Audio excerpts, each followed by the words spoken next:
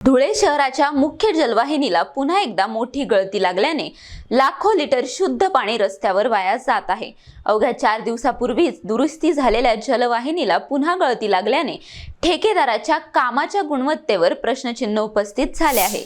धुळे शहराच्या पाणी पुरवठा करणाऱ्या मुख्य जलवाहिनीला पुन्हा गळती लागल्याने मोठ्या प्रमाणात शुद्ध पाण्याचा अपव्यय होत आहे।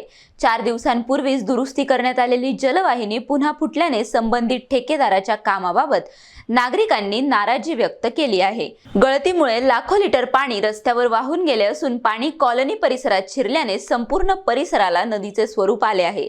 त्यामुळे नागरिकांना मोठ्या गैरसोयीचा सामना करावा लागत आहे।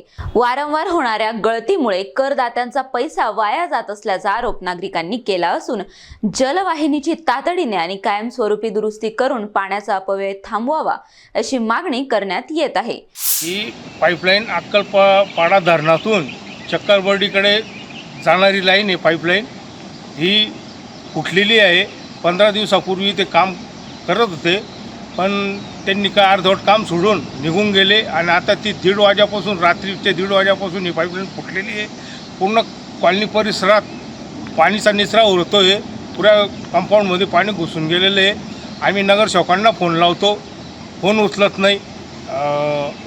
या पाणी पुरवठा लक्ष्मण पाटीलला लावला फोन, तो म्हणता माझं काम नाही आहे। हे असे चालढकलपणा करतात, इथं कोण लक्ष घालाल?